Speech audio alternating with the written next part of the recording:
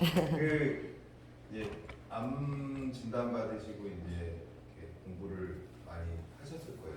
유튜브든 뭐 인터넷 검색이든 뭐 카페도 있고 정보를 얻을 수 있는 곳은 많은데 사실 중요한 거는 이제 그 정보를 하나로 정리하는 것과 그다음에 내가 뭘 해야 될지를 찾는 거죠. 내가 뭘 해야 될지 찾는 거. 그래서 일단 뭐 이렇게 낱낱이 모아진 정보를 좀 정리하는 의미에서 그리고 또 하나는 이게 뭐에부터 들어보셔도 설은 많은데 이게 사실 병이라는 게 그래요. 사람이 걸리는 거거든요.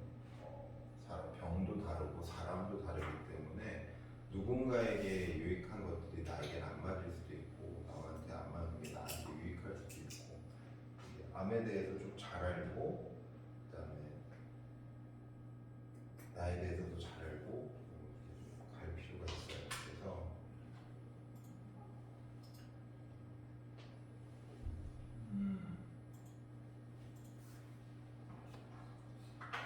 이제 암에 대해서 알고 내 몸과 마음에 대해서 잘 알아야 돼요. 갈수록 이제 병원에 가면 스트레스 때문입니다라는 얘기를 많이 하잖아요.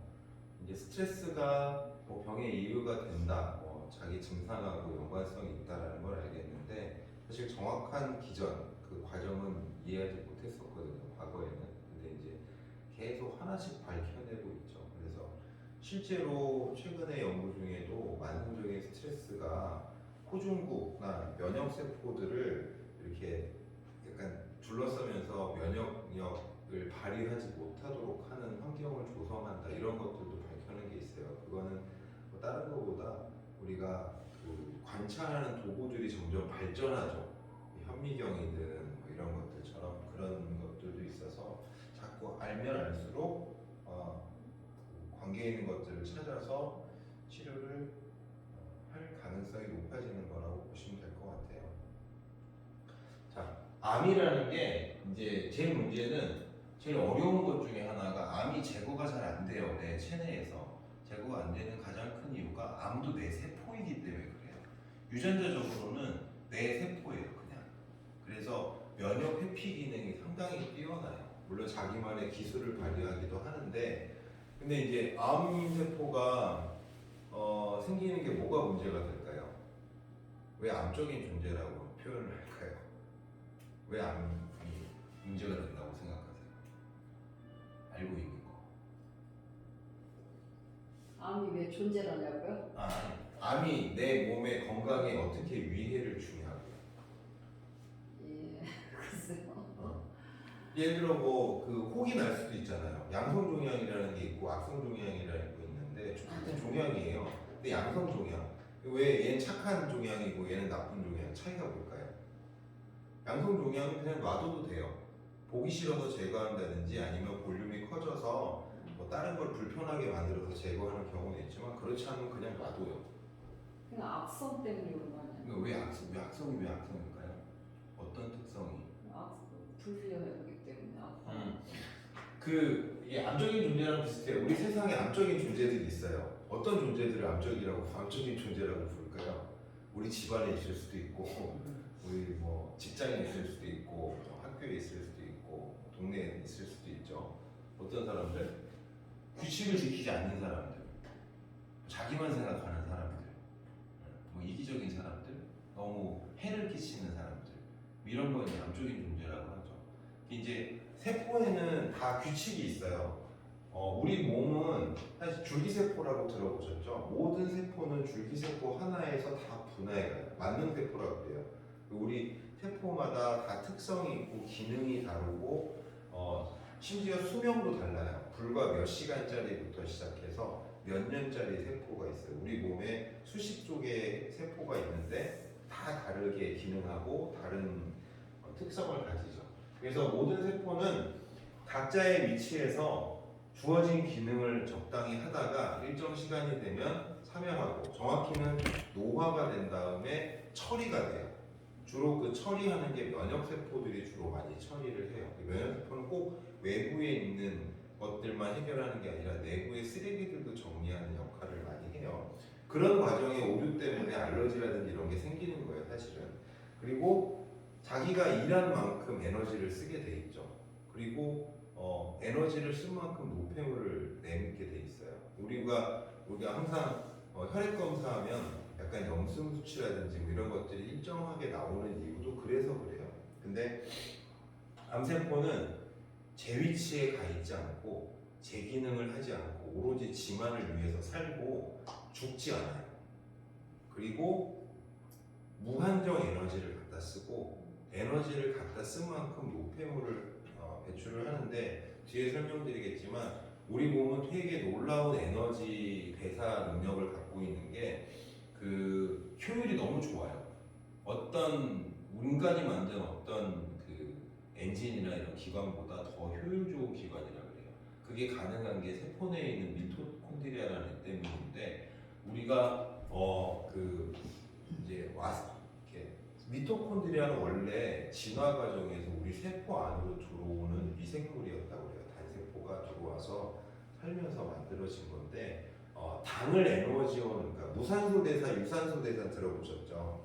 이 무산소 대사는 노폐물이 많이 만들어져요. 대표적인 게 이제 당을 이용해서 무산소 대사를 하고 젖산을 만드는 거예요.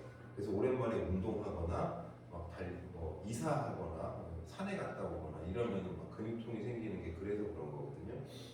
근데 미토콘드리아는 주 유산소 대사를 해요. 노폐물이 물하고 이산화탄소예요. 정말 깨끗하죠.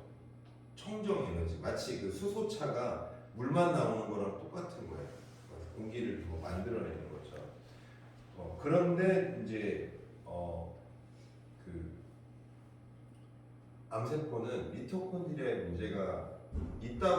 문제가 생겨서 암세포가 된다는 사람이 있다고 주장할 정도로 많은 단백질을 주 에너지원으로 하는 암종이 몇 가지가 있고 나머지는 대부분은 탄수화물, 당을 주로 에너지원으로 하기 때문에 엄청나게 많은 노폐물을 만들어내게 돼요. 단백질이 썩을 때 고약한 냄새가 나는 것처럼 단백질 대사 뒤에도 상당히 많은 양의 노폐물이 생기는데 당 대사할 때 더 많이 생기거든요. 더 빠르게 대사하고.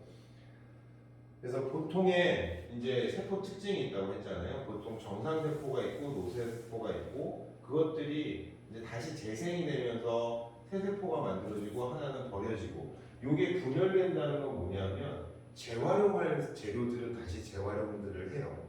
세포를 완전히 새로 부시고 새로 만드는 게 아니라 재활용할 것들은 만들고 재활용 못할 것들은 세포 자살이라고 표현하는데 알아서 쪼개져요. 그러면 쓰레기 처리하는 배식세포나 이런 면역세포들이 있거든요. 그런 애들이 와서 얘들을 처리해서 갖다 버리게 되는 거죠. 이 과정을 계속 반복하게 되는데 그 기간이 이제 조직마다 조금씩 달라요. 제일 빠르게 물론 눈에 안 보이는 애들 그 면역세포들이죠. 백혈구, 호중구 이런 애들이 진짜 빨라요. 면역세포들은 되게 짧은 시간 수명을 다하고 죽게 돼요. 그리고 우리가 체감할 수 있는 건 주로 소화기, 호흡기 점막들이에요. 자, 입천장 뛰면 며칠 가요? 우리 오늘 저 점심에 국 먹다가 홀랑 튀었어요. 며칠 가지 않죠. 보통 다음 날이면 되게 멀쩡하고 통증도 그렇게 심하지 않은 편이고 점막은 재생이 되게 빨라요. 그래서 그 줄기세포가 되게 많이 사용되는 곳이죠. 그런 것들이.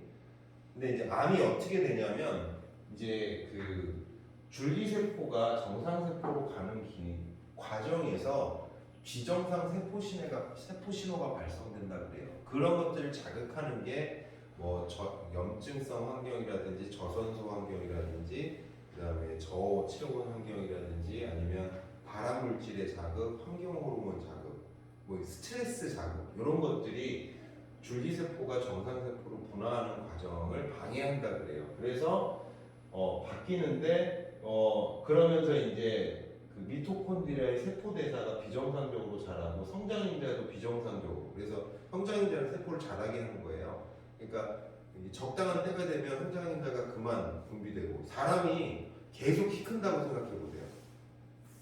그게 그 최홍만이라는 격투기 선수가 그 병이 있었거든요. 뇌하수체 종양 때문에 뇌하수체에서 성장 호르몬 분비를 하는데 어른이 됐는데 계속 성장 호르몬 분비가 되는 거예요. 그러니까 어떻게 돼요? 키도 계속 크기도 하지만 뼈들이 계속 커요. 그래서 얼굴이 막 좀 이상하게 생겼잖아요. 계속 말단이 커져요. 뼈가 손가락들도 공봉지라 그래서 점점 두꺼워지고 근데 근육은 되게 탄탄하고 좋죠. 힘이. 그래서 뇌하수 종양이 너무 점점 커지고 그러니까 위험하다고 이제 수술을 딱 하자마자 바로 근육이 쭉 빠진 거예요. 그러니까 격투기 대회 나가자마자 나만 족족 맨날 맞고 지고 그러는 거예요. 그래서 은퇴한 거죠. 그만큼 적당한 때까지만 성장 호르몬이 나오고 성장인자들이 나오고 중단돼야 되는데 계속 자르고 그 다음에 그 계속 증식하기 때문에 점점점 커지죠. 이따가 암의 성장 곡소도 나올 건데요. 일단 세포 모양 자체가 달라요. 정상 세포는 그냥 벽돌 같은 거라고 생각하시면 돼요. 벽돌, 딱 짜여진 벽돌. 그래서 그 조직의 위치와 기능 구조에 맞게 딱 모양이 만들어져 있고 똑같은 애들이 탁탁탁탁탁 붙어서 치밀한 조직을 갖고 있고 그걸 또 막으로 싸고 있고. 근데 암세포는 약간 닭계전초라고 보면 돼요. 세포 크기도 다르고 모양도 다르고 실제로 같은 암 조직 내에서도 그래요. 그리고 경계가 불명확해요. 그게 양성종양과 악성종양의 차이기도 하거든요. 그래서 이 기질이 약간 뭐라 그럴까 더 쫀득하달까요? 얘가 혼자 떨어져 나가 살기에 충분한 만큼 보호막을 갖고 있어요. 그래서 침유가 전이가 잘 된다고 하는 거예요. 그리고 이거는 또 상당한 얘한테는 강점인데 보호막 성분이 있으니까 약이 항암제가 투여된다더니 그래도 투과가 잘 안 돼요. 그래서 암조직, 그러니까 항암 치료를 하고 항암제에 코팅을 해서 이렇게 형광 염색을 해가지고 보면 이 암 조직이 이렇게 있으면 요 바깥 부분 쪽으로만 주로 약이 도달해 있고 안쪽으로 잘 도달이 안 돼요. 그래서 이제 그 보조요법이라는 걸 하는 거예요. 훨씬 더 투과가 잘 되는 것들을 부가적으로 해줘야 되는 거죠. 그런 것들 하는 거고. 양성종양은 어떻게 보면 정상세포에 가깝다고 봐야 돼요. 대신에 쓸데없는 위치에 가 있는 이상한 세포다 이렇게 보면 되죠. 대신에 이제 이상한 짓들을 안 하고 그 안에서 그냥 자기들끼리 제기는 안 하고 모여 사는 백수들 같은 놈들이다 이렇게 보시면 돼요. 그래서 이 세포 주기가 짧을수록 그러니까 세포가 재생되는 주기가 짧을수록 줄기세포가 사용되는 빈도가 높아지고 그러다 보니까 오류가 날 가능성도 높아지죠. 그런 부위에 주로 암이 생기는 거예요. 그래서 주로 점막 부분 다 점막이죠. 이쪽도 그렇고. 근데 갑상선하고 유방전립선은 조금 얘기가 달라요. 상황이. 왜냐하면 요거는 호르몬 영향을 많이 받는 애들이고 얘는 스트레스나 방사선 영향을 많이 받는다 그래요. 그래서 우리가 어떤 사람은 어릴 때부터 우리 엑스레이 진짜 자주 찍잖아요. 그냥 뭐 삑하면 찍죠. 그런 게 갑상선암이 증가하는 원인일 수도 있다. 우리나라 의료제도가 좋은 게 어느 병원이든 자기 병원 자기가 가고 싶은데 가서 엑스레이를 찍든 뭐 MRI를 찍든 막 건강보험 다 해주잖아요. 외국 같으면은 미국도 그렇고 영국도 그렇고 어디가 아파요. 그래서 이제 주치의한테 가서 나 허리가 아픈데 엑스레이 좀 찍어보고 싶어. 그래? 일단 약 며칠 먹고 다시 와봐. 그래도 아프면 내가 엑스레이 의뢰서 써줄게. 그 약을 한 5일 정도 먹고 가요. 계속 아파요. 나 엑스레이 좀 찍게 해줘. 알았어. 그러면 엑스레이 의뢰서 내가 적어줄게. 그 병원 이거 갖고 엑스레이 찍는 병원에 가. 병원에 가죠. 그럼 접수하고 자 엑스레이 찍을 순서가 되면 연락할 테니까 집에 가 계세요.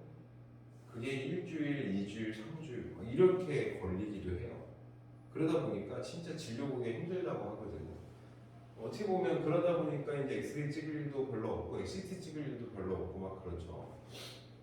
근데 만약에 이제 응급실 가면 찍을 수 있지 않냐? 천문학적인 비용이 나와요. 자기 보험이 엄청나게 수준 커버를 잘해주는 보험이 아니면 그런 거 있잖아요. 코로나 걸렸는데 저 1억을 내라 그랬다. 코로나 때문에 한 2주 입원했다 퇴원했는데 1억 얼마 내라 그랬다. 미국 병원이 그래요. 이런 애기 제왕절개 이렇게 하고 왔는데 2천만 원, 3천만 원 내라고 이런 게 이제 미국 병원이거든요. 그러니까 장단점이 있죠. 이게 이제 암이 문제가 되는 시기라는 게 사실은 우리 몸에 순환 종양세포라는 게 있어요. 그러니까 나쁜 자극은 계속 지워지죠. 이렇게 뭐 그 사실 뭐 제일 흔한 나쁜 자극 중에 하나가 술이거든요. 아세틸알데히드도 발암물질이에요. 급수가 나눠져 있어요. 1급, 2급, 3급. 근데 아마 2급 정도 되는 걸로 알고 있는데 술을 먹어도 몸의 세포들이 자극을 받아서 암세포로 바뀔 수 있어요. 그렇게 해서 돌아다니게 되죠, 내 몸속을. 그런 걸 순환 종양 세포라고 해요. 그러다가 얘들이 살만한 공간을 찾는 순간 자리를 잡고 증식을 시작하는 거예요.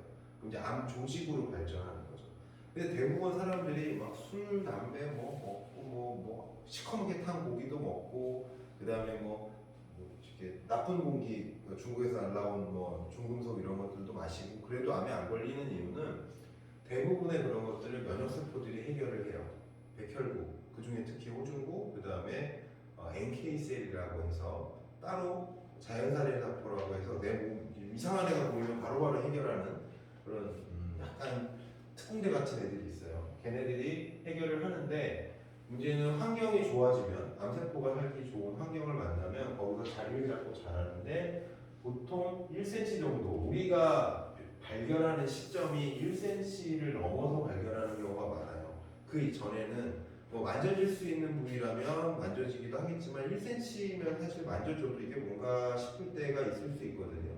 그러다 보니까 대부분 발견하는 시점이 1cm 전후인데 그때 암 조직의 세포 수는 10억 개 정도가 되는 거예요. 이미 10억 개. 그럼 만들기 전까지가 10억. 우리가 발견하는 대부분의 시점의 암 조직 사이즈가 1cm 정도인데 1cm 정도 암 사이즈면은 암 세포 수는 10억 개 정도가 된다는 얘기예요. 근데 그러니까 춘환종양 세포가 자리를 잡고 이제 한 개가 두 개 되고 두 개가 네 개 되고 네 개가 뭐 이렇게 늘어날 거 아니에요. 두 배, 세 배 분열을 하거든요. 근데 처음에는 그러니까 그게 이제 제곱 곡선인데 이런 식으로 증가해요. 천천히 늘다가 갑자기 확 증가하게 돼요. 이 시점에서 더 가파르게 증가해서 이제 너무 커지면은 아까 말씀드린 대로 에너지를 너무 많이 쓰고 그 다음에 노폐물을 너무 많이 내뱉기 때문에 그렇죠. 암 말기암 환자분들 좀 말기에 발견하는 분들 있잖아요. 그런 분들 예를 들어 요새 막 안색도 안 좋고 몇 달 사이에 막 한 7kg가 빠졌어 이런 경우 이게 몸의 에너지를 다 갖다 쓰는 거예요. 너무 사이즈가 커지니까 우리 작은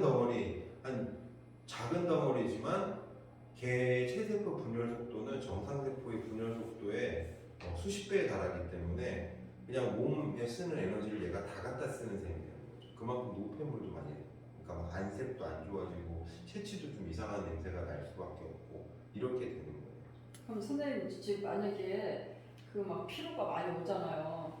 그러면 피로가 많이 오면 그러면 그 암세포가 에너지를 많이 그렇죠. 네. 써서 맞아요. 피로가 그래서 빨리 오는 건지. 뭐 뒤에 설명을 하겠지만 이제 그런 문제들 때문에 탄수화물을 끊어라 이런 사람들도 있어요.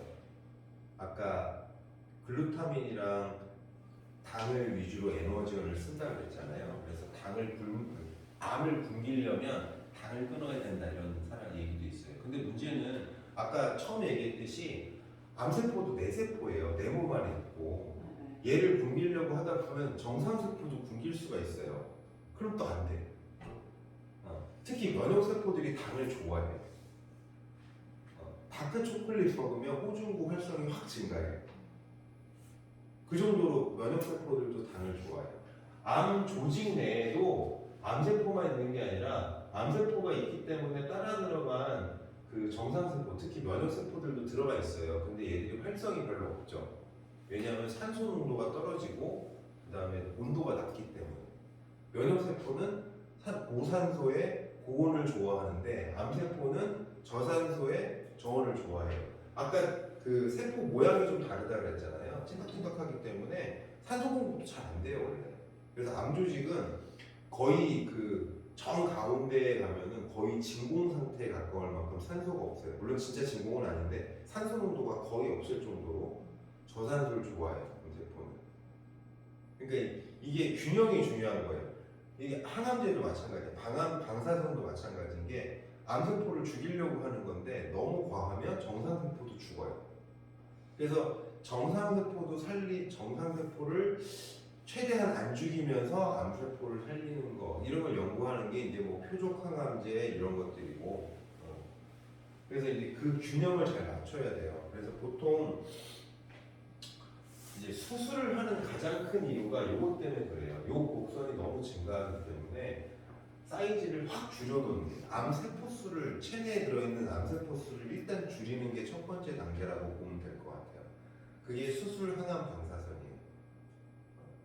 그게 암세포만 공격하는. 근데 사실은 암세포만 공격하진 않죠. 수술이라는 환경은 내 몸에 엄청난 스트레스가 되거든요. 실제로 수술 직후가 염증 수치라든지 이런 것들이 엄청 안 좋아져요. 그럼 상처 막 크게 내고 다 찢은 다음에 피도 손실을 많이 보고 조직을 떼내는데 그래서 실제로 전이가 수술 직후에 더 많이 이루어진다. 보이지 않지만 이런 얘기도 하기도 해요. 여러 가지 원인이 있다고 하죠. 이렇게 뭐 2014년 국립암센터의 자료인데 2013년, 뭐 2017년 존스 홉킨스 뭐 다 결국에는 한 60% 정도는 이유를 모른다예요. 그래서 우리가 그래서 다인성 질환이라 그래요. 한 가지, 두 가지 원인으로 발생하는 게 아니라 여러 가지 요인들, 유전적인 거, 환경적인 거 여러 가지 요인들이 작용하기 때문에 원인을 맞춰가지고 치료하기는 쉽지가 않다. 예방하기도 어렵다. 그래서 암의 특성에 대해서 연구를 해봐야 된다. 그래서 2000년에 드디어 캔서라는 저널이 생기고 거기서 암과 관련된 엄청난 연구들을 다 종합을 해서 리뷰 논문이라고 하는데 암의 특징 6가지를 먼저 발표를 했어요. 근데 지금까지 제가 말씀드린 내용이에요. 그러니까 계속 증식 신호를 만들고 성장을 억제를 도망가고 그 다음에 세포 사멸을 피하고 그 다음에 세포 분열을 무지하게 증가시키고 침윤과 전이를 활성화시키고 또 하나 특징적인 것 중에 하나가 그 뒤에도 이제 2011년에 4개를 더 추가하고 2022년에 또 추가했는데 나는 특징적인 것 중에 하나가 우리 몸의 조직엔 다 혈관이 있어요. 피 없이는 살 수 있는 조직이 없죠. 근데 암은 새로 만들어진 조직이잖아요. 지가 혈관을 갖다가 만들어요. 그래서 혈액 공급을 받는데 상당히 많이 만들어요. 그래서 위험한 것 중에 하나가 암세포로 들어가는 혈관이 터지는 경우들이 있어요. 왜냐하면 얘들이 그렇게 똑바로 잘 안 만들어요. 그러니까 가교 같은 거라고 보시면 돼요. 그래서 부실해요. 잘 터져. 특히 위험한 게 뇌종양에서 출혈 같은 것들이죠. 그래서 실제로 그런 경우가 많고요. 그 다음에 단점도 있는데 우리 입장에서 장점도 있어요. 원래 혈관은 되게 탄력이 있어요. 안에 근육층이 들어있고 그래서 혈관은 찔리면 되게 아픈 거예요. 근데 근육층이 들어있기 때문에 굵기 조절을 할 수 있어요. 대표적인 게 예를 들어 체온 조절을 위해서 혈관이 훅 늘어났다가 줄여졌다는 것들 그런 것들이고 두 번째는 우리가 유효혈류량이 성인 같은 경우에 체내에 돌아다니고 있는 혈액이 한 6, 7리터 정도밖에 안 돼요. 근데 우리가 특정 기능을 주로 몸에 사용을 하죠. 예를 들어 운동을 한다. 그럼 피가 근육으로 많이 가야 돼요. 심장으로도 많이 가야 돼요. 폐로도 많이 가야 되고. 그러면은 한 군데 몰빵을 해줄 수밖에 없어요. 그럼 다른 데 좀 덜 가요. 그런 데가 대표적인 데가 소화기. 그 운동할 때 배부를 때 운동하면 막 배 아프고 그런 거 생기고 아니면 운동하고 나면 입맛 하나도 없고 잠깐 동안 이런 것들이 다 그런 이유 때문에 그렇거든요. 근데 얘는 그런 조절 기능이 없어서 그리고 얘 차가운 애들이라고 그랬잖아요. 그래서 우리가 몸을 딱 덮으면 뜨거운 피가 지나갈 때 뜨거운 피가 들어가면은 여기는 식히는 기능이 없어요. 혈관에는. 그래서 온열 치료가 되게 효과적이 돼요. 근데 다만 중요한 건 심부를 덮여야 돼요. 밖에서 뜨겁게 하면 우리 몸 어떻게 돼요? 뜨겁게 하면 땀을 내죠. 여기 막 찜질하고 그러면 땀 나잖아요. 뜨거워지니까 땀을 내서 식히려고 하는 거예요. 그러면은 밖에서 뜨겁게 하는 건 여기까지 못 와요. 이 중간에 이미 다 식혀버려요. 위험한 일이거든. 체온이 일정 이상 높아지는 건 되게 위험한 일이에요. 몸 입장에서는. 그래서 36.5를 유지하려고 하는 거죠. 근데 우리 몸의 세포는 한 43도까지 버텨요. 별탈 없이. 근데 암세포는 38도부터 변성이 시작돼요. 그리고 그때부터 면역세포 활성이 높아지고. 그러니까 얘를 뜨겁게 만들면 얘도 암세포 변성도 일어나고 면역세포 활성도 일어나요. 그러다 보니까 오늘 치료가 되게 중요한 거죠. 이게 보통 이게 아까 말씀드린 정상세포의 조직 모형이라면 이게 이제 모형이니까 암세포는 되게 불규칙하게 생겨서 아무데로나 삐져나가고 통과할 수 있게 만들어져 있어요. 요거는 헬라세포라는 애예요. 1950년대에 자궁경부암 환자의 암세포를 채취해가지고 배양액에 담궜어요. 어떤 의사가 혹시나. 근데 이놈의 배양액에서 계속 자라는 거예요. 죽지도 않고 계속 너무 많이 자라서 신기하다. 그래서 주변에 의사들 암을 연구하는 의사들한테 줬어요. 야 이거 배양액에 두니까 계속 자라. 이거 보고 연구 좀 같이 좀 해보자. 이렇게 해서 나눠주기 시작한 게 지금 전 세계의 모든 암센터에 이 사람의 세포는 5천만 톤 정도가 배양돼서 사용되고 있었다 그래요. 70년 정도죠. 그래서 이제 법적인 문제는 그 당시에 없었는데 최근에는 생겨서 이제 자손들한테 뭐 보상을 해준다고 했는데 뭐 자손들도 거부했다 그래요. 이제 이거 덕분에 암 연구를 잘할 수 있게 되니까. 그래서 이제 이게 어떤 사람은 그래서 이게 이제 인간의 수명 연구에도 도움이 될 수 있다 하기도 하고 어떻게 보면 새로운 종이다. 죽지 않고 계속 사니까 조건만 갖춰주면 그렇게 되는 거죠. 그래서 이제 침윤과 전이라는 게 계속 그 조직에서 빠져나와서 그러니까 사실은 수술이나 항암이나 방사선이나 암세포를 괴롭히는 거잖아요. 그러면 얘들이 어떻게 되냐면 그 반응을 보면은 작은 세포일수록 못 견뎌요. 큰 세포일수록 잘 견디고 그래서 두 세포, 세 세포가 합쳐지기도 할 정도로 살아남기 위해서 되게 노력해요. 이렇게 탈출하는 것도 마찬가지예요. 수술이나 항암 방사선 과정에서 탈출하는 애들이 늘어나기도 해요. 그리고 돌아다니면서 이제 좋은 자리를 찾는 거죠. 물론 그 과정에서 없어지는 애들이 많기는 한데 암 줄기세포라고 해요. 그런 것들을 또 암도 줄기세포가 있다고 하는데 그래서 이렇게 잠복해 있는 상태로 있다가 좋은 환경이 되면 다시 자라나기 시작한다고 해요. 이 동물 실험 같은 거 했을 때도 마찬가지인 게 예를 들어 암 세포를 이제 쥐 폐에다가 이식시켜 놓고 그냥 평소 살던 대로 살게 놔뒀더니 암세포가 그대로 있는 거예요. 쌓이지도 안 커지고 죽지도 않고 활동도 안 하고 그냥 잠복해 재월잠 자듯이.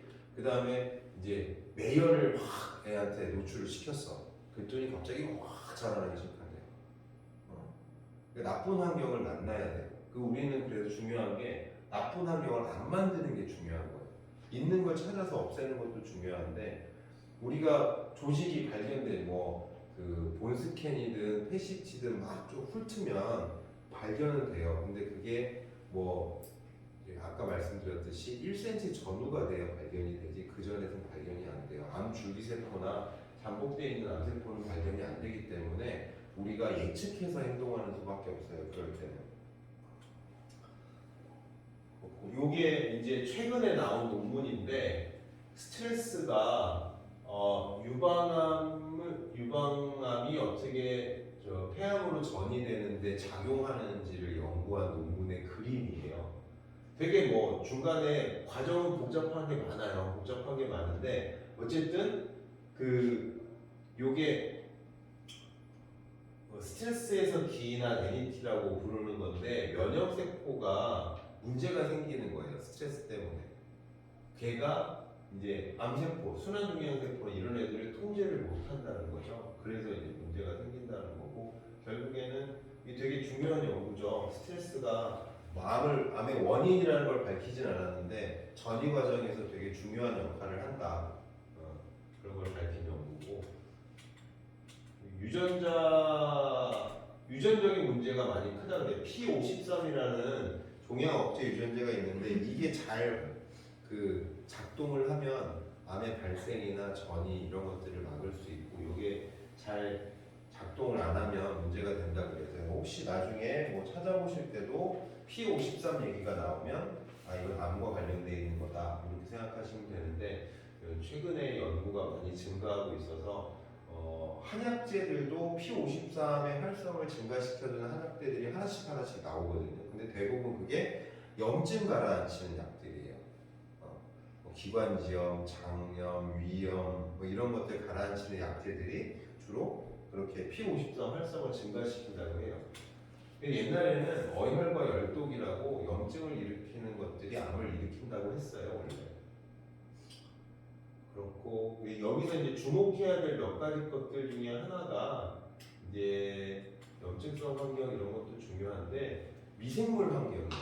미생물 환경. 이게 2022년에 추가된 암 특징 4가지 중에 하나인데 미생물 종 다양성하고 암이 관계가 되게 많더라. 실제로 건강한 사람, 용종이 있는 사람, 대장암 환자의 장내 세균을 비교해 보니까 개수가 중요한 게 아니에요.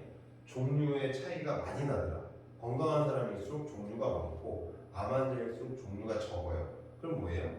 미생물.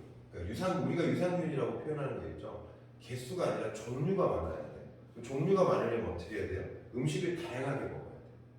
가공식품보다는 천연식품 위주로 다양하게. 프리바이오틱스라고 하죠. 먹이를 많이 줘야지 애들이 많이 사는 거죠. 자궁경부암도 마찬가지예요.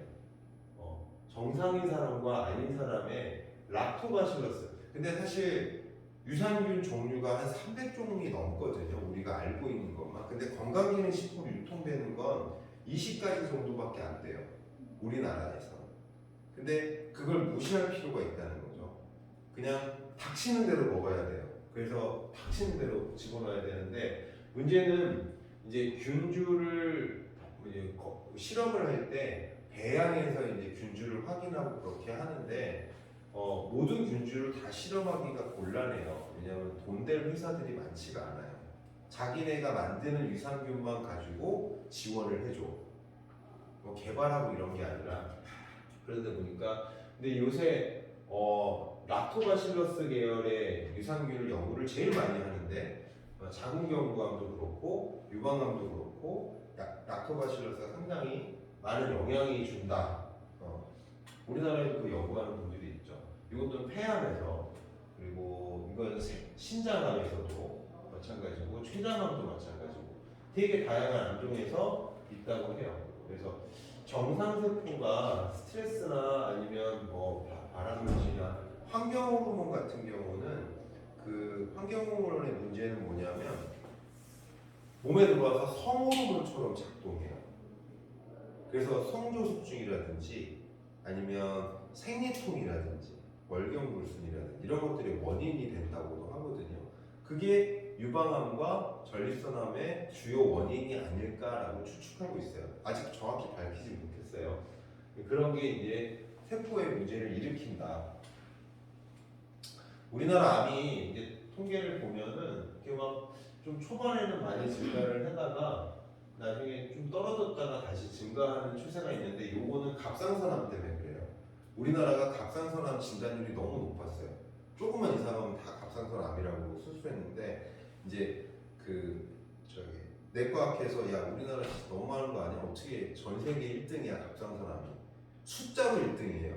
발생률 1등이 아니라 숫자로 1등이야. 인구는 적은데 너무 갑상선암이 많으니까 한번 조정을 했더니 진단 기준을 조정을 했더니 확 줄었어요. 이제 갑상선암 때문에. 근데 이제 예를 들어 이거는 저기죠. 남자겠죠? 전립선이 들어있으니까 전립선만 확 증가해요. 계속. 근데 여자도 마찬가지예요. 갑상선이 확 줄었다 떨어지죠. 이 진단 기준을 바꿔서 그래요. 이때. 진단 기준을 강화했더니 확 늘었다가 진단 기준을 조절했더니 확 떨어져요. 근데 유방암 계속 증가해요. 이 환경호르몬 영향이 클 거라고 보는 거예요. 그래서 전에 정 교수님 말씀하신 대로 천연 제품들, 뭐 샴푸고 피부 제품이고 치약이고 옷이고 실제로 1970년대인가 60년대 미국의 항공사에서 그 유니폼을 싹 다 바꾼 다음에 갑자기 직원들이 암이 무지하게 걸렸대요. 근데 그게 이제 그 당시에는 뭐 저기 나일론이 최고다 하는 시절이잖아요. 옛날에. 그러니까 막 섬유화학 제품들에다가 염색도 막 되게 과하게 하고 막 알록달록 예쁘게 만들다 보니까 워낙 화학 약품들을 많이 써서 생긴 것 같다. 그래서 실제로 그런 책이 있어요. 죽음을 입는다 뭐 이런 책이 있어요. 이 섬유의 문제, 피부에서 경피독이라고 표현하거든요. 몸을 통해서 흡수되는 것들이 얼마나 건강에 많은 영향을 주는지.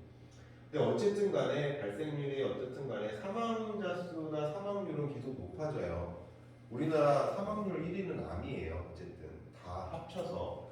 그러니까 잘 관리를 해야죠. 암 종류는 조금씩 바뀌어요. 그래서 이게 이제 매년 그 국가암정보센터라는 사이트가 있어요. 거기 가면 이제 국립암센터도 더 연동이 돼 있는데 나라에서 통계들을 계속 업데이트를 하거든요. 통계청 자료와 별도로 또 하고 있는데 이제 2020년, 21년 이렇게 작년 10월에, 11월에 2021년 것까지 통계를 냈어요. 근데 우리나라는 여자분들이 특이한 게 유방갑상선 이렇게 가요. 보통 뭐 폐, 대장 위 이런 게 남자들하고 전립선도 좀 많은 게 특징적인데 폐, 대장 위, 간뭐 이런 식으로 가거든요. 전 세계적으로.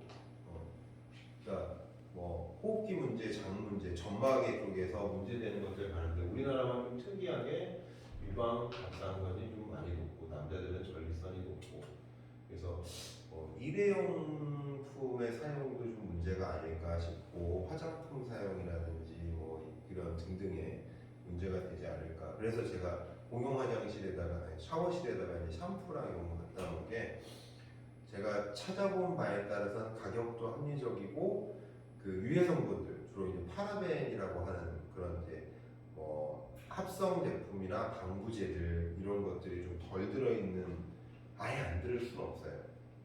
아예 안 들으면 썩겠죠. 금세. 네. 썩죠. 곰팡이. 근데 화장품이나 뭐 샴푸나 뭐 이런 거 쓰시면서 곰팡이 핀 거 보신 적 있어요? 립스틱 같은 거에? 좀 오래 뛰면 그런 것 같은데. 난 한 번도 못 봤어요. 한 2, 그 3년 보이지는 않지 그 곰팡이가. 거의 없는데 그게 그만큼 방부제 같은 걸 많이 써서 그래요. 그러니까 첫째는 그냥 화장을 안 하는 게 최고. 그래서 저한테 그게 가능하면 사람이 만든 건 최소한으로 써야 돼요. 그래서 자연이 만든 거, 하느님이 만든 거 위주로 쓰고 그러니까 그래야 될 화장을 것 안 하는 게 같아요. 좋죠. 이게 이제 대표적인 제로 에스트로겐이라고 하는 게 몸에 들어오면 성호르몬처럼 작용하기 때문에 환경 호르몬을 제로 에스트로겐이라고 불러요. 그래서 뭐 우리가 키우는 고기들 사료 먹이고 막 주사 놓고 막 한생제 이런 거 엄청 쓰거든요. 그런 이제 돼지, 소 이런 애들, 그다음에 통조림, 그다음에 뭐 이렇게 포장돼 있는 병, 캔 뭐 이런 거. 병은 그나마 낫죠. 유리는. 근데 이제 플라스틱, 비닐, 그다음에 캔 이런 데 들어있는 거, 그다음에 이제 일회용품들, 그리고 화장품. 살 수가 없네. 네? 살 수가 없어요. 자연으로 가야 돼요. 적당히 잘 조절하는 게 중요한 거예요. 그래서 사실은 뭐 더 하고 살아도 멀쩡한 사람도 있는데 안 하고 나는 화장도 잘 안 했어. 근데도 뭐 탈나는 사람이 있을 수 있는 거고 햇빛도 안 봐도 아니면 뭐 화장품 같은 거 자극적인 거 유해 물질이 안 닿는데 근데 뭐 이렇게 피부암 걸리는 경우도 있고. 제가 그러잖아요. 그러니까요. 그러다 보니까 알 수가 없는 거예요. 그래서 어쨌든 이제 일단 지금 암 치료의 첫 번째는 수술하간 방사선이고 그걸 이제 한 5, 60년 그것만으로만 해온 거예요. 해왔더니 이게 미국 통계거든요. 1950년, 2005년. 그래서 요건 심장병. 미국인들은 심장병이 참 많죠. 그 다음에 요거는 이제 그 뇌혈관이나 중풍 같은 거. 그 다음에 요게 이제 독감이랑 뭐 폐렴 이런 감염증으로 인한 사망률이에요. 사망률. 근데 1950년하고 엄청 줄었죠. 되게 성공적인 거예요. 이만큼 50년 사이에 이만큼 줄였다는 거 많이 줄였어요. 반이 배 이상씩 다 줄였잖아요. 근데 암은 별로 안 줄었어요. 아 이거 뭔가 방법이 잘못됐다. 바꿔야겠구나. 우리나라도 마찬가지예요. 우리나라도 뭐 달라진 게 없어요. 사무원이 통계 자료를 봤더니 2001년에 이만큼인데 2021년에 이만큼이 더 도리어 더 늘었죠. 이건 여러 가지 이유가 있어요. 노령화도 이유가 되기는 해요. 왜냐하면 우리나라 암 발병률을 보면은 85세가 넘어가면 3분의 1 이상이 암 환자예요. 근데 이건 어찌 보면 당연한 거예요.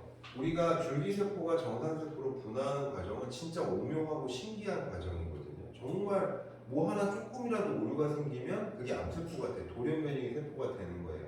근데 어린애들은 되게 잘하죠. 나이 먹을수록 잘 안 될 수밖에 없어요. 그러니까 암 발생률이 높아지는 거죠. 근데 암 성장 속도도 느려서 그래서 별 증상 없이 지병으로 가셨다, 그냥 노화로 가셨다는 분들 중에 실제로 해부를 해보면 암 조직이 되게 많이 발견이 돼요. 어떻게 보면 암은 과거에도 계속 있어왔고 다만 평균 연령이 증가하고 이러면서 그다음에 진단 기술이 증가하고 우리나라가 워낙 건강검진이나 이런 걸로 진단을 잘 해내니까 진단율이 높아지는 거, 발생률이 높아진다고 보는 거죠. 정확히는 발견율이라고 봐야 될 것 같아요. 발견율.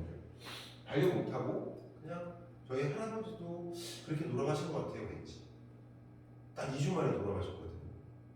잘 생활하시다가 갑자기 고기 끙끙 누워서 아이고 뭐 못 먹겠다, 못 일어나겠다 그러더니 병원에 모시고 갔더니 뭐 장기 기능들이 다 너무 저하돼 있어서 그냥 노안이시다, 모시고 가라. 그래서 집에 일주일 더 계시다가 그냥 돌아가셨어요. 아마 암이 여기저기 전이되지 않았을까 저는 지금 생각은 그래요. 그래서 열심히 없애는 것보다 아까 이제 암의 환경, 암이 살기 좋은 환경을 통제하는 게 제일 중요하지 않을까 싶어요. 우리가 보통 치료할 때 이제 수술하고 항암 표준요법이라는 게 이제 항암제와 방사선, 그다음에 보조요법, 주로 이제 여기서부터 저희 병원들에서 많이 하는 것들이죠. 중요한 것 중에 하나가 항암 효과를 증대시켜 줘야 돼요. 항암 효과가 아까 말씀드린 것처럼 암세포 특징 때문에 효과가 생각보다 크지 않아요. 정상세포에 더 피해도 많이 주고 암세포에는 피해를 덜 주고 그러다 보니까 이제 우리가 정상세포는 도와주고 암세포는 괴롭힐 수 있게 도와주는 역할을 좀 많이 해줘야 돼요. 수술을 하면 보통 이제 암 조직보다 훨씬 넓게 광범위하게 절제를 하죠. 근데 우리가 눈에 보이지 않더라도 침윤된 세포들을 건드릴 수도 있다 그래요. 그래서 그것 때문에 전이가 더 잘 된다. 이렇게 칼을 대고 뜯어내는 순간에 암세포가 떨어져 나와서 피 속을 더 잘 돌아다니게 된다. 이런 역할을 수술을 안 할 수는 없잖아요. 또. 그렇죠. 안 할 수 없죠. 안 할 수 없어서 그래서 수술 직후부터 잘 케어를 해야 된다는 얘기예요. 그때 환경이 안 좋기 때문에.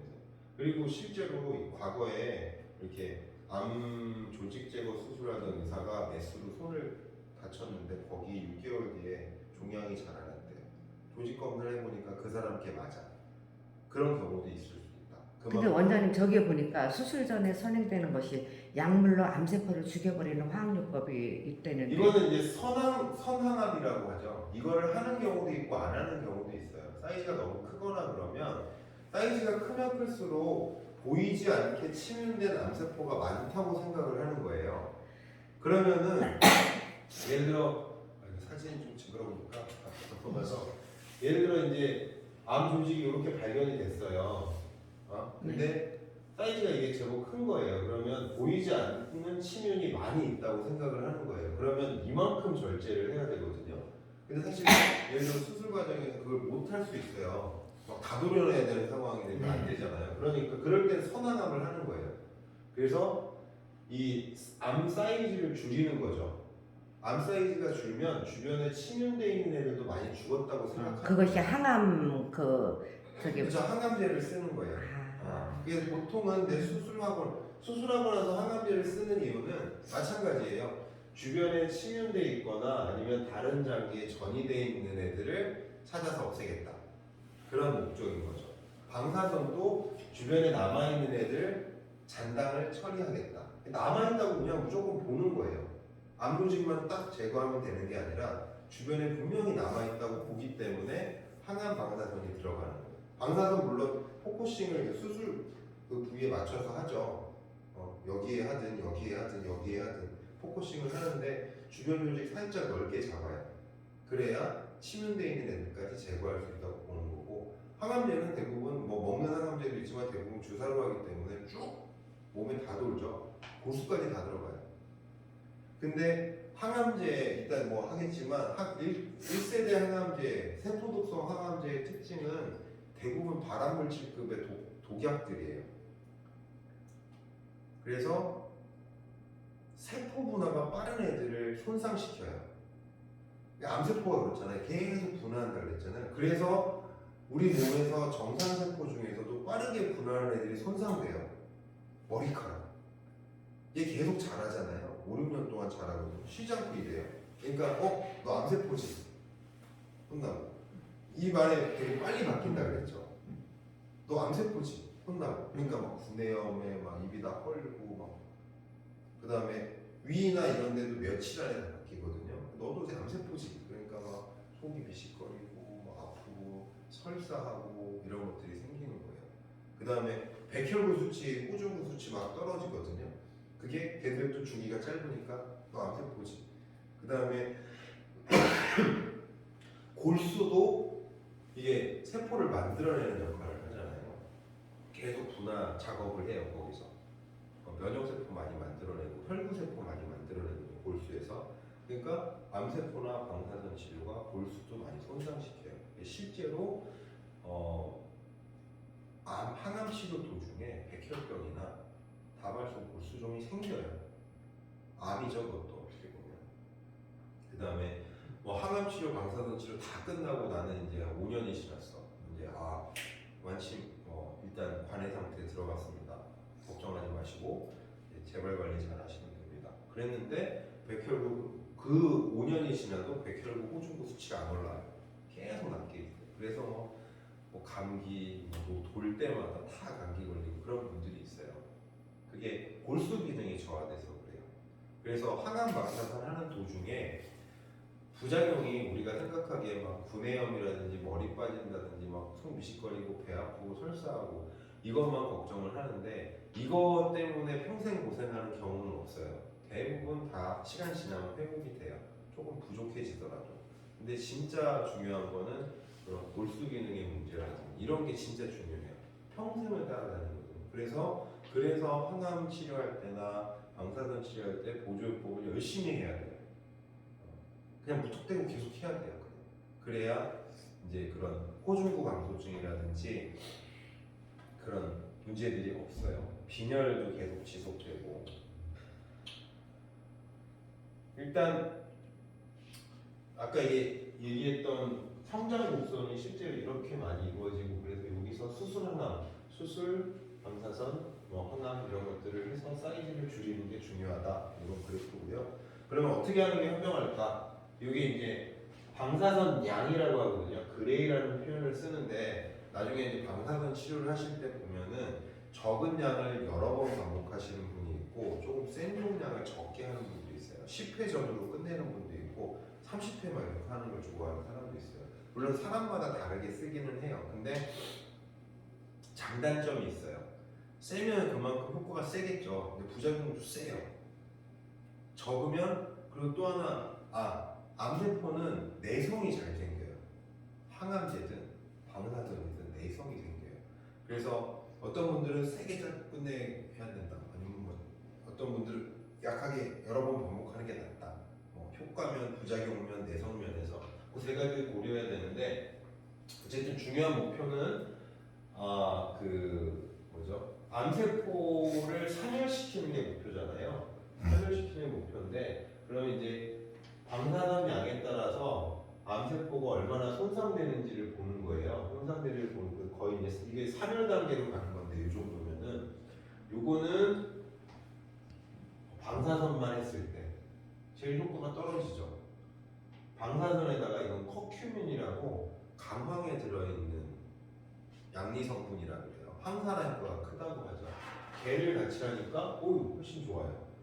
시스플라틴은 백금계 항암제예요. 제일 많이 쓰고 폐암 같은 데도 많이 쓰고 걔랑 같이 했더니 조금 나으니까 항암제 방사선을 같이 하는 게 좀 더 낫구나 효과가.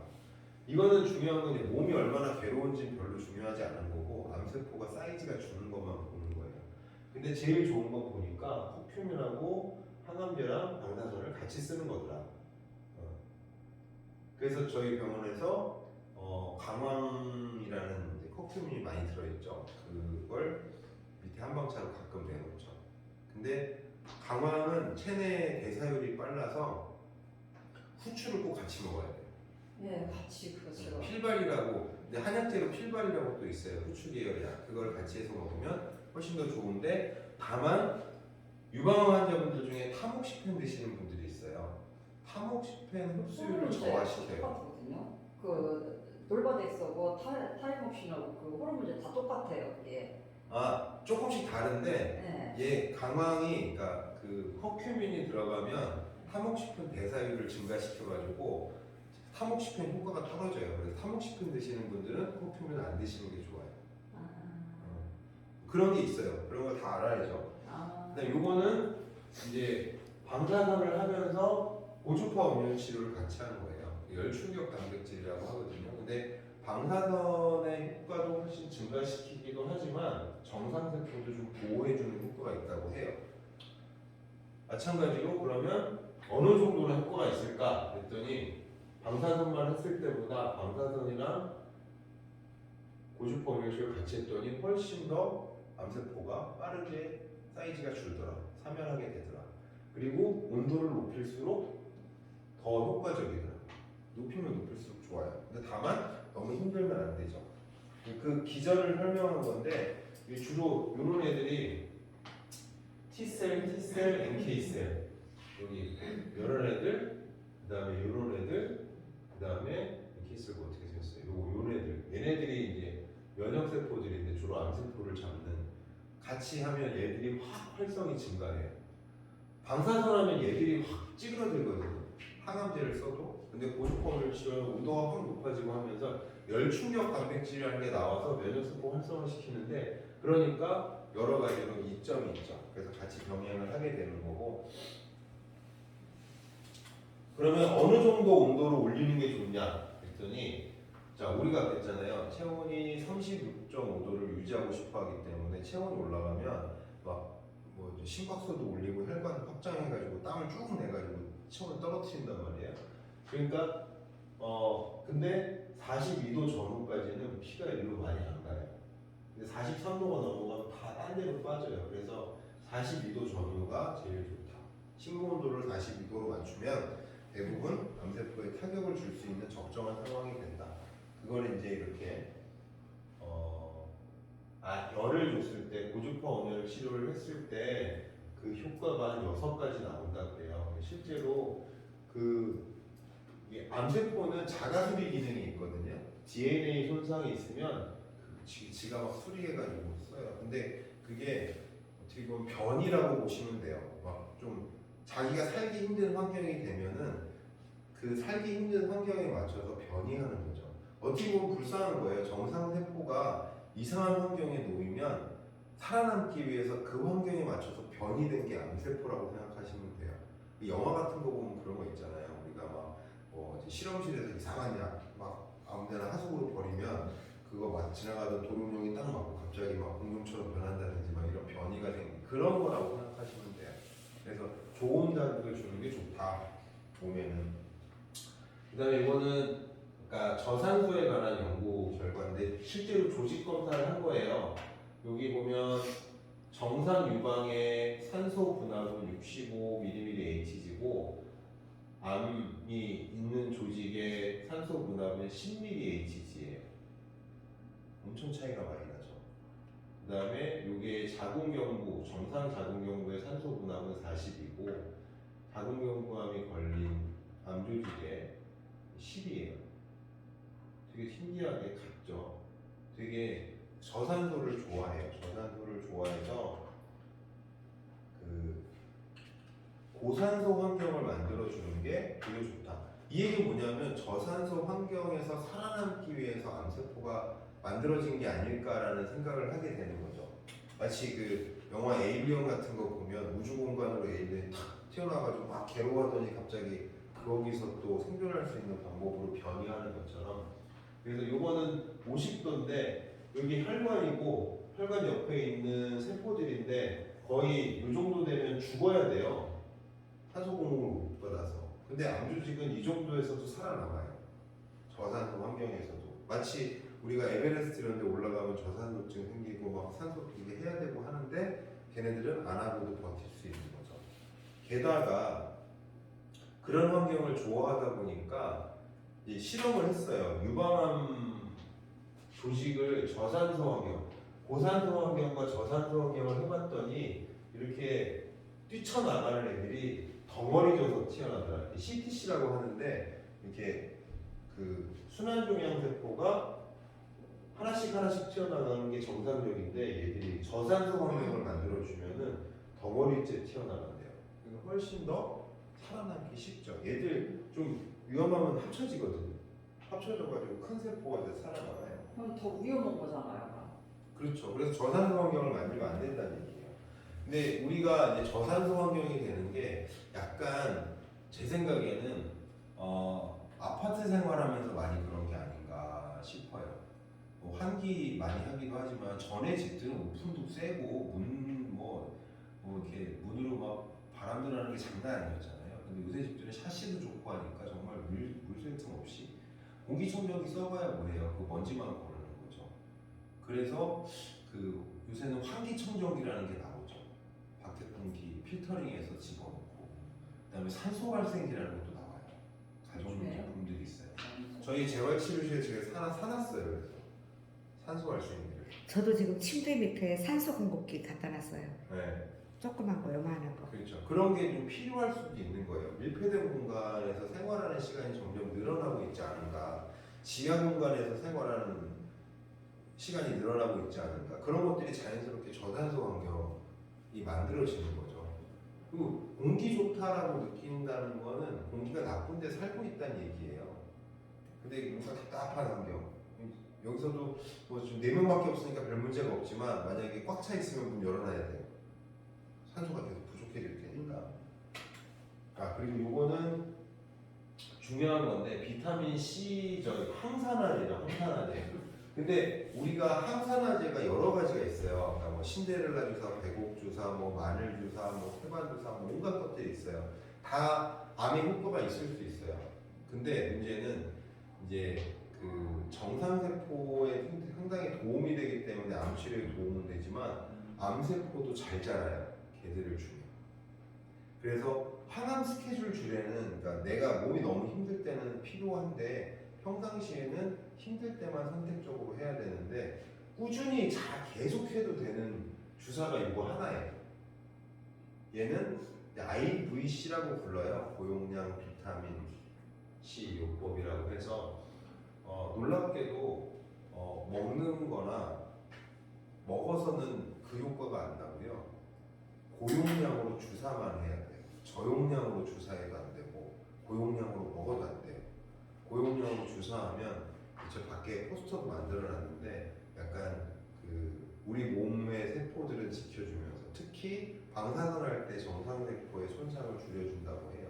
그러면서 암에게는 산화 스트레스, 그러니까 약간 그 우리가 그런 상처에 과산화수소 뿌리면 막 부글부글 하잖아요. 그런 작용을 해준다고 해요. 그래서 요것만 하는 병원들도 있어요. 뭐 그 의원인데 침대가 한 20개 있어 가면. 그럼 이제 다 와가지고 암 환자분들이 와서 일주일에 2번씩 맞고 가요. 계속 그것만. 항암제는 이제 1세대, 2세대, 3세대가 있죠. 그럼 우리들도 다 맞춰주면 안 돼요? 일주일에 2번씩? 적당히 해드릴 거예요. 네. 적당히 해드릴 거예요. 그렇게 좋은데 일부러 애들도 막 가서들 일주일에 2번 맞는다는데. 다른 스케줄이랑 이제 섞어서 계속 이제 네. 섞어서 같이 집어넣어서 가는 거죠. 이게 이제 우리나라가 문제가 되는 게 2가지가 있는데 일주일에 한 번이라도 맞아야 되겠구나. 농담으로 얘기하시는데 심평의학이라는 게 있고 실비의학이라는 게 있어요. 네. 의사들끼리 농담으로 얘기해요. 네. 그러니까 나 의사가 이거 해야 될 것 같아 그래서 했는데 심평원에서 나라에서 건강보험공단에서 야 인정 못해 네. 이런 경우가 많아요. 네. 그리고 두 번째는 실비 보험사에서 또 인정 안 하는 경우들이 있어요.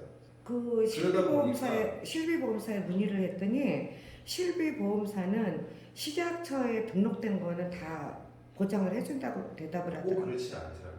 그래요? 네, 그렇지 않더라고요. 그것도 제가 보니까 비타민 C 그것도요. 소견서를 선생님이 어떻게 잘 그렇죠. 써주셔야 왜? 되는 거지 무조건 되는 거 아니에요? 그거는 그러니까 뭐 저희가 많이 써봤어서 네. 써드리는데 그래도 또 인정 안 되는 경우도 있기는 해요. 근데 웬만하면 그래서 가능하면 저희가 경험적으로 볼 때 요 정도 간격이나 이럴 때는 거절을 안 하더라 하는 간격으로 대충 맞춰서 가고 있는 거죠. 그래서 그래요?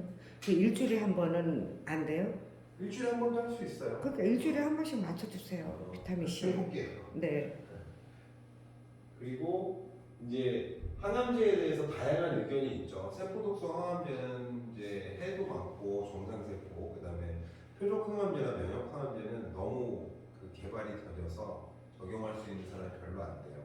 5% 정도, 암 환자의 5% 정도밖에 사용이 안 된다 이런 경우가 많죠. 그래서 이제 그 다른 방법을 찾는 분들도 있는데 그게 이제 대사항암 치료라는 게 있어요. 대사항암 치료. 요거는 이제 유방암 수술에 뭐 이런 여러 가지 문제고, 요게 이제 전이 문제예요. 뼈전인데 뼈전이가 제일 잘 되는 비율 순으로 나누는 거죠. 생각보다 유방암이 뼈전이가 잘 되는 편이에요. 상위권에 있고, 그다음에 유방암 같은 경우에 이제 호르몬 억제, 호르몬 양성이 많으니까 호르몬 억제를 썼을 때 이제 골밀도 감소가 심하게 오죠. 그것 때문에 생기는 문제들 그런 게 있고, 그런 걸 좀 회복시키는 게 있고, 그 다음에 이게 골밀도를 개선시킬 수 있는 운동에 대한 건데, 유산소 운동은 골밀도 감소에 별로 도움이 안 돼요. 근력 운동을 해야지 골밀도 감소에 도움이 된다. 그렇고 운동을 열심히 하면 그리고 비타민 D를 같이 복용하는 게 더 효과적이더라. 그래서 주사 같은 걸 계속 주기적으로 맞는 것도 있고요. 운동을 꾸준히 하면 할수록 재발률이나 사망률이 또 떨어져요. 이제 운동 많이 하라 그러죠. 여기 그러면 헬스장에 근력 운동할 수 있는 건 뭐예요? 근력 운동은 주로 이제 권하는 거는 대근육 위주로 권해요. 네. 엉덩이, 허벅지, 등, 배 이렇게 하는 거라서 네. 주로 이제 근데 관절 문제도 조금 있고 근력 운동은 좀 고민이 많아요. 왜냐하면 잘못하면 다치기가 쉽거든요. 근력 운동.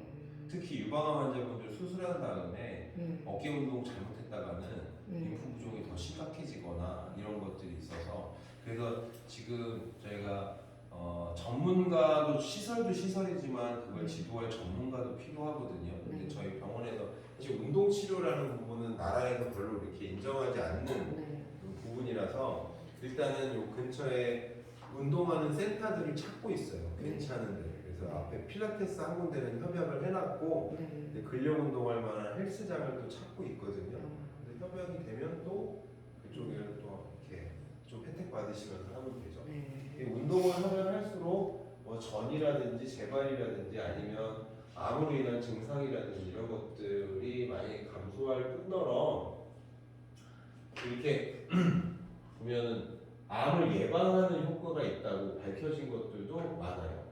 예를 들어 운동을 했을 때 암 예방 효과가 큰 암들은 대장암, 유방암, 뭐 심장암, 방광암, 뭐 식도암 이런 애들 되게 암 효과가 크다. 암 예방 효과가 크다. 그래서 당연히 그러면 전이나 재발률도 떨어지겠죠. 그런 운동 열심히 하시는 게 좋다. 이런 게 이제 그러면 운동을 어느 정도 강도로 해야 되냐? 그럼 이제 운동 뭐 하세요? 그럼 저는 하루에 1시간 걸어요. 15,000번을 걷습니다. 이렇게 얘기하면은 이런 거예요. 가벼운 운동. 그렇죠. 걷기는 가벼운 운동이죠. 근데 자, 가벼운 운동은 별 효과가 없어요. 실험을 해보니 통계를 내보니 가벼운 운동, 적당한 운동, 강도 높은 운동이 효과가 제일 좋더라. 최소한 적당한 운동을 해줘야 된다. 적당한 운동이라는 건 그런 거예요. 우리가 그 약간 숨이 차지만 대화를 할 수 있을 정도. 심박수로 따지면 자기 안정시 심박수의 150% 정도. 예를 들어 제가 가만히 있을 때 이렇게 그냥 가만히 얘기하고 이렇게 한 80회 정도다. 그럼 120회는 돼야 적당한 운동이 되는 거예요. 그럼 마라톤 형식 정도로 뛰어야 조깅 되는 정도는 돼야죠. 조깅 정도. 그 정도면 숨이 차도 걷지도 못해요. 그러니까 그건 훈련을 해야 돼요. 마라톤 하는 사람이 조금씩, 처음부터 조금씩. 40km 뛰진 않았을 거예요. 아, 네? 그 속도로 뛰지도 않을 거고 지금 마라톤 1등하고 있는 사람이 아마 2시간 초반이잖아요. 시간 기록이. 그 사람이 날 때부터 2시간을 40km를 2시간 만에 뛰진 않았을 거라고요. 조금씩 조금씩 수십 년간 뛰어줬으면 훈련을 했겠죠. 똑같아요. 우리도 그렇게 훈련을 해야 돼요. 그래서 120회 이상의 심박수를 최소한 30회 정도, 30분 정도를 유지할 수 있는 운동 능력을 만들어야 되고 그걸 일주일에 서너 번 정도를 해주는 게 최적의 조건이라 그래요. 그러면 런닝머신 갖고 뛰어야 되겠네. 뛸 수 있으면 뛰는 게 네. 제일 좋죠. 근데 저는 이제 약간 젊은 유방 환자분들 젊은 사람들 많잖아요. 네. 그분들한테는 이제 맨날 잔소리해요. 그래서 그러니까 관절을 가만히 있지 걱정하는데 말고 뛰어야 되겠구나. 뛰라고 걷지 말고 뛰라고. 음, 근데 처음부터 막 빠르게 뛰라는 건 아니에요. 그렇죠. 이제 보통 내몸 이제 조절해가. 우리가 성인의 평균 걸음 속도가 4, 5km 정도거든요. 시속. 그러니까 런닝머신 가면 4, 5 이게 다 시속 몇 킬로냐예요. 그래서 보통 6km로 뛰라 그래요 처음에. 시속 6km면 그냥 이렇게 뛰어들면 시속 6km 나오거든요. 그러다가 좀 익숙해지고 그렇게 30분 뛰다가 안 힘들면 7km로 30분 뛰고 8km로 30분 뛰고 9km로 30분 뛰고 10km 정도 30분 뛸 수 있을 정도면 완성형이라고 보면 돼요.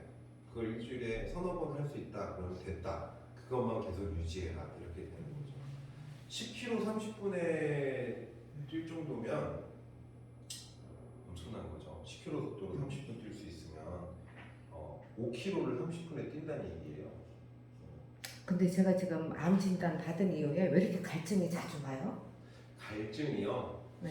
갈증 에너지 소모량이 많아서일 수도 있죠. 아니죠. 가만히 있으면서 병원에 치료 검사 받으러 왔다 갔다 하고 가만히 그 에너지 대사에서 제일 왜 이렇게 필요한 게 어쨌든 물이거든요. 물은 기본으로 필요해요. 네. 그러니까 그래서 그럴 수도 있어요. 저 지금 물 좀 먹고 올게. 그러세요. 이게 이제 종양 미세 환경이라고 표현하는데 아까 말한 대로 염증이나 저산소 저체온 환경들을 종양 미세 환경이라고 해요. 이걸 방해한다 이런 뜻이죠. 운동이 되게 중요하다. 이게 보통이지. 선생님 알면 알수록 무서워서 세상에 맨날 그렇잖아요. 글쎄요. 이렇게 되게 요거는 이제 유방암 수술 와 관련돼서 운동의 효과인데 운동을 많이 할수록 좋고 운동을 안 할수록 회복이 더디다 이런 얘기죠. 암과 관련돼 있는 얘기들이고 실제로 그 근력이 많을수록 그 근육량이 많을수록 항암제 용량도 더 많이 쓸 수 있어요. 잘 버틴다는 얘기죠. 그래서 남자들이 암 치료를 잘 견뎌요. 근육량이 많아서. 요게 이제 마찬가지로 운동 한 그룹과 운동 안 한 그룹의 항암 부작용이거든요. 그러니까 이거는 점막의 염증, 분해염 같은 거나 뭐 이런 것들이 다 운동하는 사람들이 훨씬 더 잘 견디죠. 특히 중요한 건 이거. 이 두 개가 진짜 중요한 게 우리가 항암 치료를 할 때 중간중간 혈액 검사를 해요. 아니면 항암 하는 날 아침에 일찍 가서 혈액 검사하고 이제 점심 때 의사 보면서 혈액 검사 결과 보고 항암을 또 들어가거든요. 근데 이게 호중구나 혈소판이 너무 낮으면 도로 집에 가요. 오늘 이거 못한다. 가서 더 잘 먹고 잘 쉬다 와라. 이렇게 되는 거죠. 그래서 그런 게 되게 중요한 거예요. 방사선 치료 중에도 운동했을 때 이 혈관이 많이 확장된다는 얘기거든요. 이거 사실은 고주파 온열 치료의 효과랑 똑같은 거예요. 몸이 더워지면 그렇게 되니까 그리고 혈액순환이 잘 되면 림프 부종도 덜 생기죠. 운동 잘 되고. 그다음에 림프 같은 게 이제 근육 옆에 많이 있기 때문에 짜지는 역할을 해줘서 괜찮다. 이제 림프 부종에 관한 얘기고, 요게 이제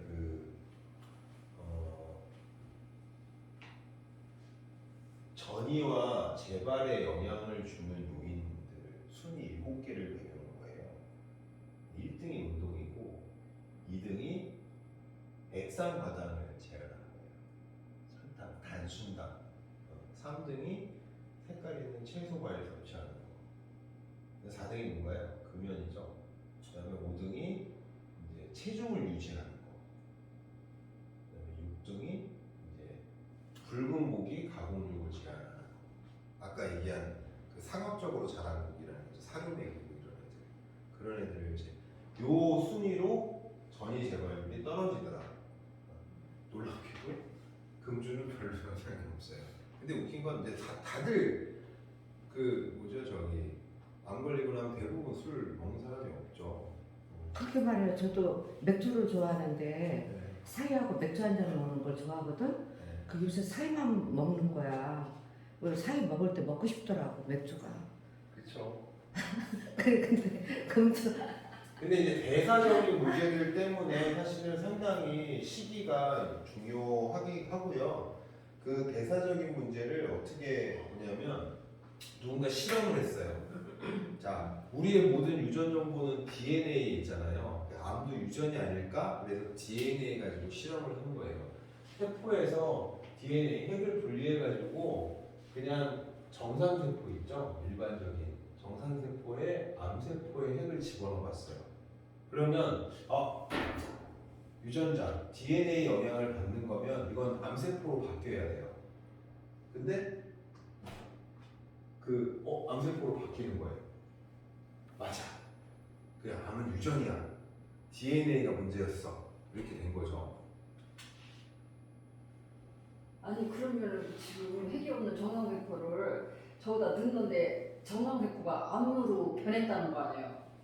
그러니까 정확히는 세포질이라고 하는데, 네. 그러니까 그쵸. 정상세포에서 핵을 제거하고 암세포에 핵을 집어넣었더니 암세포로 바뀌더라. 암세포로 증식하더라. 그러니까 이제 그래 DNA가 문제였어 역시. 근데 우리는 유방암이 없는데 우리 집안에. 그쵸. 끝까지 들어보세요. 그래서 이제 동물 실험을 해봐야겠구나.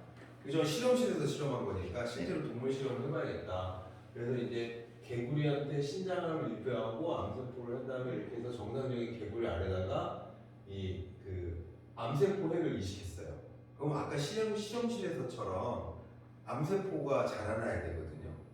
암 걸린 개구리가 나와야 되잖아요.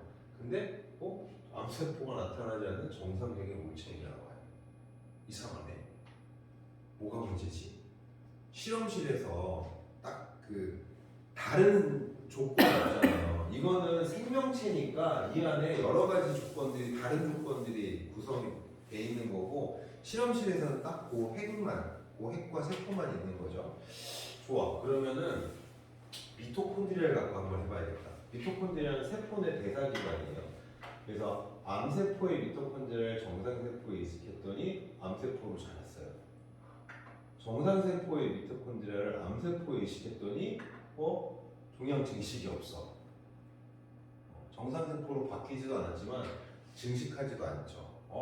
이건 DNA가 아니라 그럼 미토콘드리아 문제인가 보다. 그래서 더 복잡하게 막 실험을 해봤어요.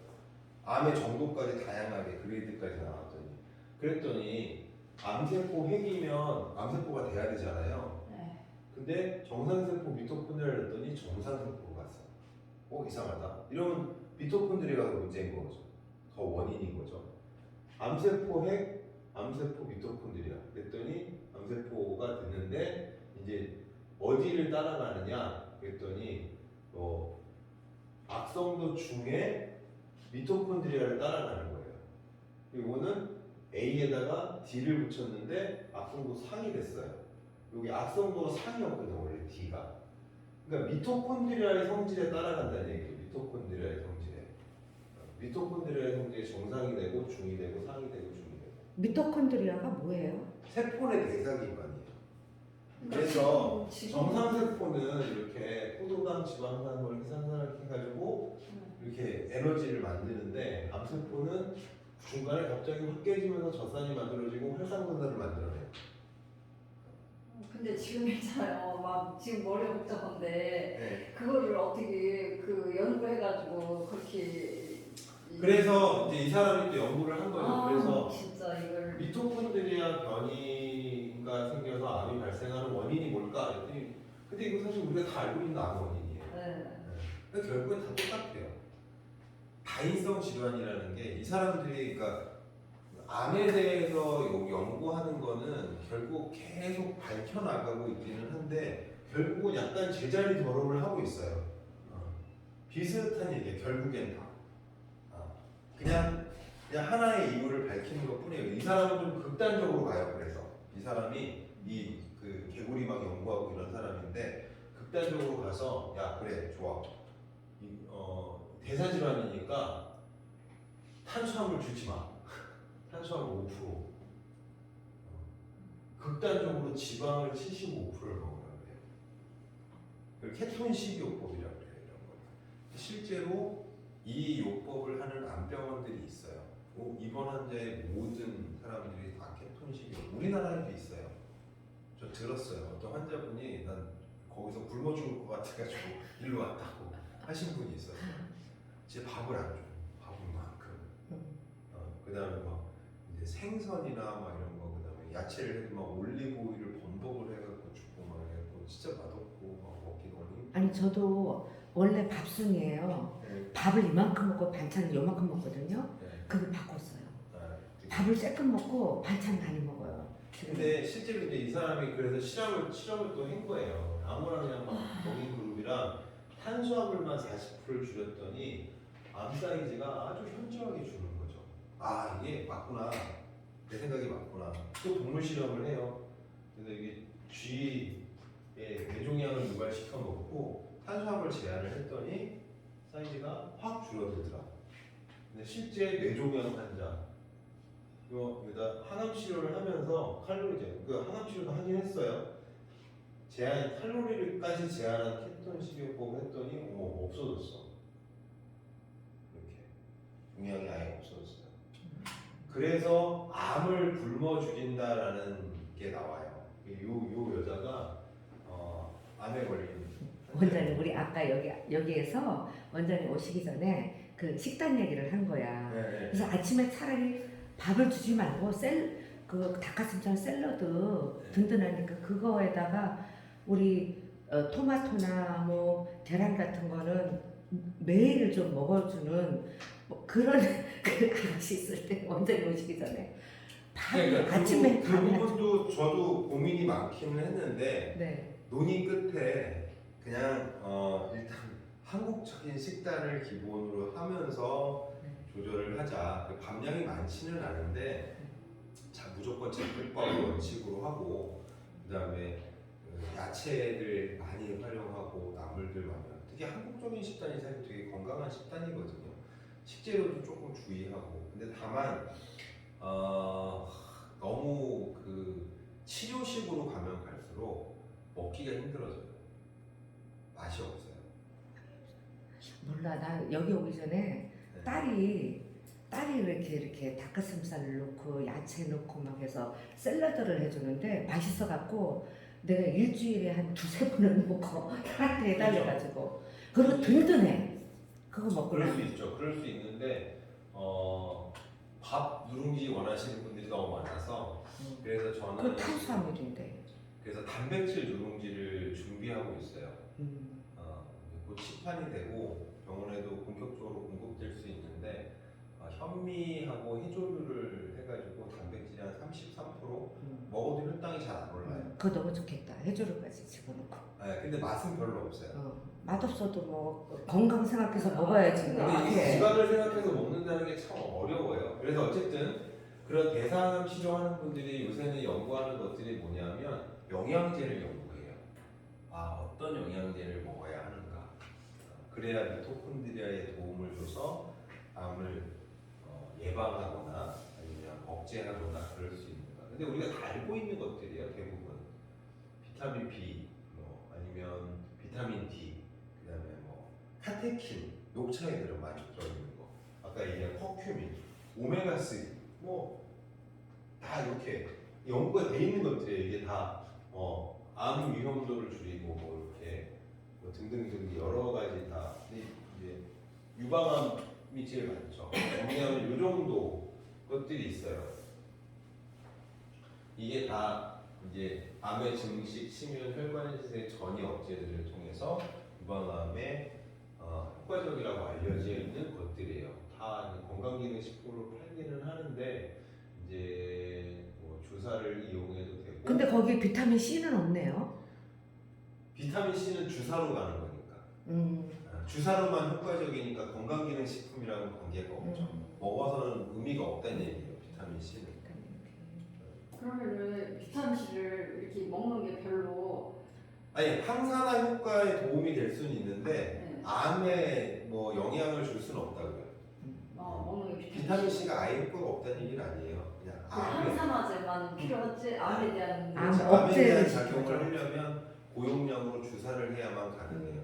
그리고 사실 그 고용량 비타민 C 주사를 맞기 싫어하는 분들도 많아요. 왜냐하면 아파요. 예. 엄청 아파요. 근데 저는 그 핫팩 하니까 하나도 네.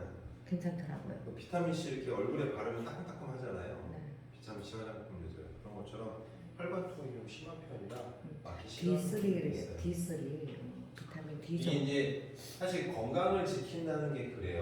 그 아까 말씀드린 건강식이라면 맛이 없어도 먹겠다 이런 분도 먹어야지 있지만 살을 내면. 그렇지 그럴 수 있지만 평생을 그렇게 과연 살 수 있을까라는 의문이 드는 거죠.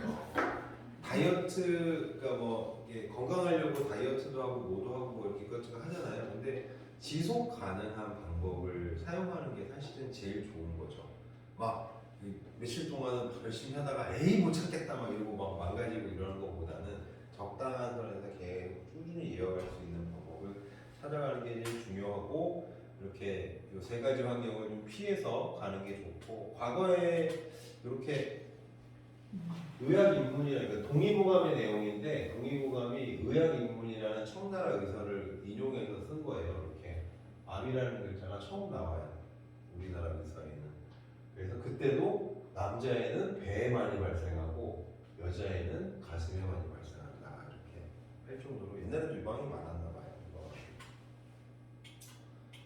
유방이 보여서 그런 거 아니야? 근데 여기 보면 다 있어요. 간, 심, 신, 위안 뭐 다 이렇게 옛날에도 암에 대해서 다 알고 있었던 거예요. 실제로 해부를 했거든요. 거기에 대한 치료하는 처방들이 있죠. 그래서 그 처방들을 지금 중국에서 되게 많이 활용을 해요. 우리나라도 조금 활용하긴 하는데 중국에서 더 많이 활용하고 그리고 요거는 이제 명상에 관한 건데 명상 프로그램 뭐 보셨겠지만 대부분 MD 앤더슨, 하버드 이런 데서는 운동, 침, 명상 80~90%들 다 이거를 같이 병행을 하는데 우리나라는 안 하죠. 안 한다기보다 우리나라는 그냥 표준요법만 하죠. 대학병원에서 수술, 항암, 방사선 뭐 여러 가지 구조적인 이유가 있어요. 그래서 실제로 마음챙김 명상이라고 하는 명상법은